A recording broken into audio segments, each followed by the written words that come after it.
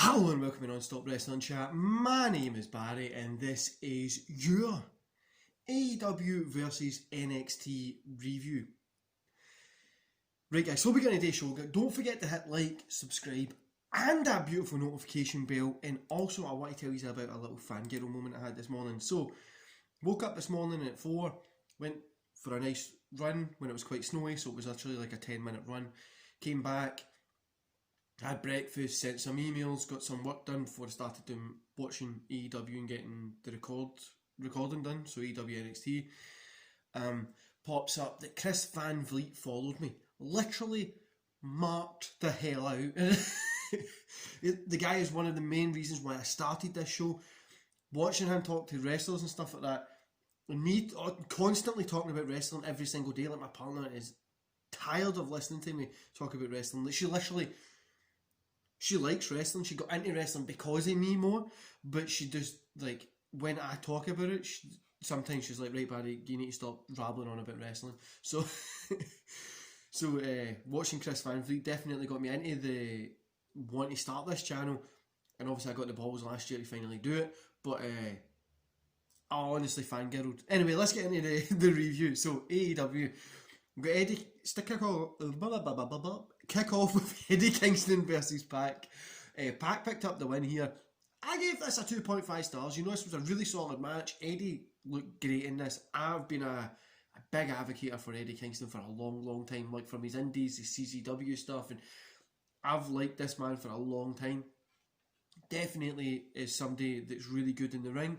Pac, personally, like I've always said, I know people that have worked with him, and he isn't the friendliest person. Now, I don't know if that's maybe they were just giving off bad vibes, whatever, but that's what I've heard. His in-ring work I enjoy. Personally, outside, I don't really think I would enjoy talking to him, but I don't know. But this was a really fun match. Honestly, I love both these guys, and the in-ring work, both of them worked really well there. Then we got Chuck Taylor versus Miro. Miro picked up the win here. I've given it a 2 stars. I mean, I'm not even going to rate it. It was like 3 minutes. It wasn't really there for anything other than to make Miro look like a monster. Make him look like that crazy, good wrestler that can just beat the sugar out of people. Which is cool, because that's what we want to see. I enjoyed it. Miro got the win here, obviously. Okay, so there was like an inner circle like segment thing, but it was okay, you know what I mean? They were just talking back and forth, bitching at each other. Which, do you know, I wish they would like do something within a circle when like they're bitching at other people instead of from just like infighting. I get that like there's positioning for power, they're arguing, they want to be the best, blah blah blah. But why not like use it as like they all argue against each other, like they're in a tag and one's run up to the ropes to tag them to come in. Something like that. I don't know. I think that would probably be a wee bit better. But yeah, the best thing that came out of this was the quote towards Chris Jericho saying that you're just a little tag team slut. Then we got Kenny Omega, Carl Anderson, and Luke Gallows versus the Varsity Blondes and Danny Limelight. Omega, Anderson, and Gallows obviously picked up the win here. 2.5, guys. This was more story than anything. It was about the Impact Tag Champs being on AEW. It was cool. I liked it. 2.5. Then the music of John Moxley hits. He heads down slowly. Then he attacks Omega, but obviously he's outnumbered with Anderson and Gallows. I don't get this. Like I get that he's just crazed and wants to attack Omega, right? I get it, right? But what I don't get is, why would you use that time to then put yourself in a vulnerable position? Would you know, logically use it and come out there, go to run in, stop, and then go, I'm not coming out myself, and get like a team behind you or something? Because eventually Penta and Ray come out anyway to kind of to help him a little bit. But I don't know. It was a cool segment, but obviously at the end the Young Bucks eventually come out and everybody just gets held apart, so it's not really... I'm not a big fan of the holding part thing, you know what I mean? Then there was like a talk show segment thing that just done nothing for me. This deflated.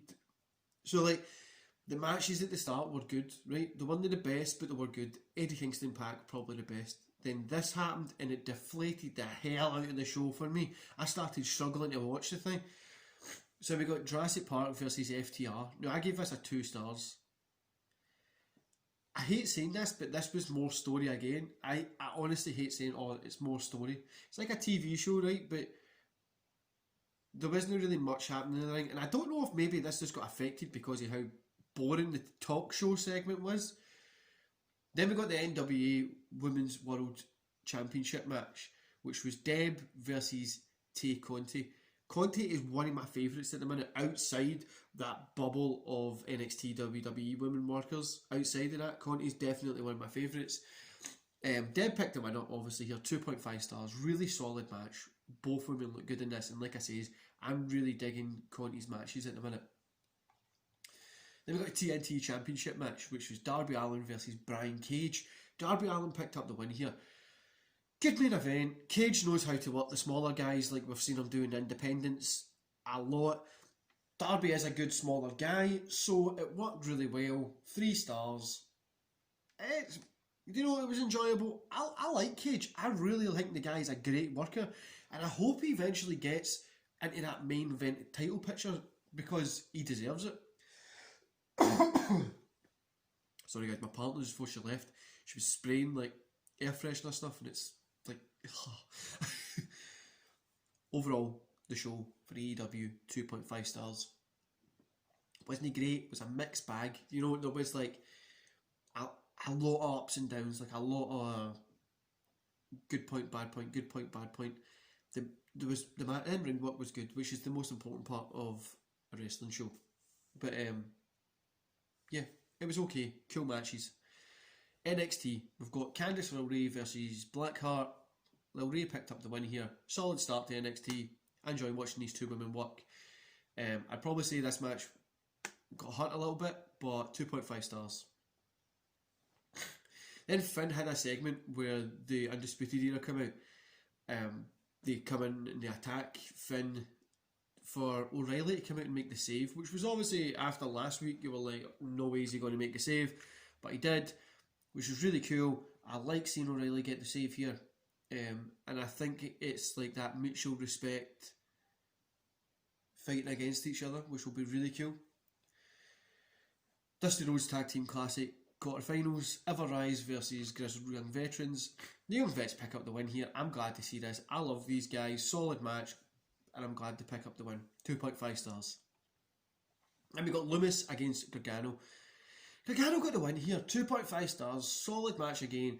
Really nothing special. I know a lot of people aren't hot for Loomis, right? But I really think, see if Loomis got the win over Gargano here, it's just started like maybe even like a little streak or just beating the shit out of people, do you know what I mean? Like just whatever happens, he just beats the shit out of people, would really work better than what we have been seeing him doing. But I don't know, I'm going to wait and see what happens. I like wrestling, like I says, guys. I'm no fussed. Dusty Rhodes Tag Team Classic quarterfinals. We've got Isaiah Scott and Jake Atlas versus MSK. MSK picked up the win here. 3 stars. This was a cool match, cool debut, really good match. Yeah, brilliant match. Go check it out. And we just get a jobber versus Lee. Lee picked up the win here. It was in 22 seconds, so I'm not even going to review it. It was just to make her look good. Dusty Rhodes Tag Team Classic quarterfinals. Breezango versus Undisputed Era. Undisputed Era got the win. 3 stars, guys. This was the main event of the show, and it was a really good match. Honestly, this was probably hands down one of the best that we've had in a tag team match main event, I would say, this year. Even though there's only been 2 weeks of the year, I'm still using it. 3 stars, was really good. Overall, again, mixed bag for NXT. Some of the segments were a little bit boring, but it was a fun show. Like I say, some missable stuff. For both shows, right, you had missable stuff, you had good stuff. The in-ring work was mostly good. I don't know what was wrong with tonight's shows. I just really felt like it was like a burst balloon, do you know what I mean? Like, it's fun to see the balloon fly around, but it's kind of, the fun's going to end. Like, I don't know what was happening. I don't know why it didn't feel right. I don't know if maybe it was just, I don't know, maybe it was just what I was feeling that day. Like yesterday I spent a lot of time watching old classic stuff. So I've been watching the old WCW angles, ECW angles, WWF. Yesterday I think I was watching?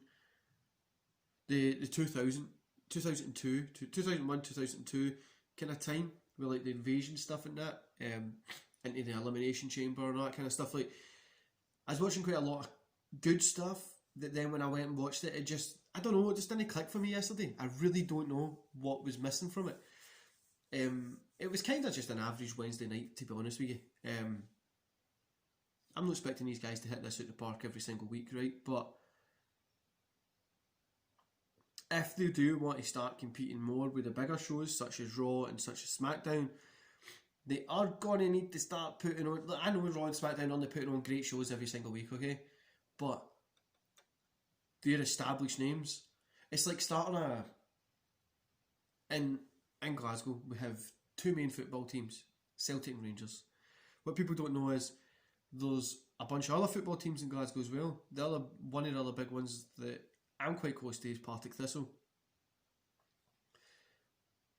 But then if you wanted to start another football team in Glasgow, which happens all the time, the market share is kind of right between those two people. Then you get the old Partick Thistle players, like a couple of 100 Partick Thistle supporters, and you get the two big mains. Do you know what I mean? Even people who support Partick Thistle support Celtic or Rangers as well. It's like that, you know what I mean? Like, you want to split the wrestling community or give the wrestling community another avenue to watch, like what WCW done. You're going to have to give us something. They are coming up for... They've been on the air for a long time now. I'm hoping AEW gives us something a little bit better. NXT, I feel, being on TV is good, but I kind of preferred them. See, when they were just on the network, I honestly just preferred them there because it was like they got away with a little bit more. But yeah. Anyway, guys, I hope you enjoyed today. Why can I not speak today? I hope you enjoyed today's show. And I'll see you here again tomorrow for my top 10 Triple H matches. Matches? What the hell's wrong with me? I'll see you tomorrow, guys. See you later.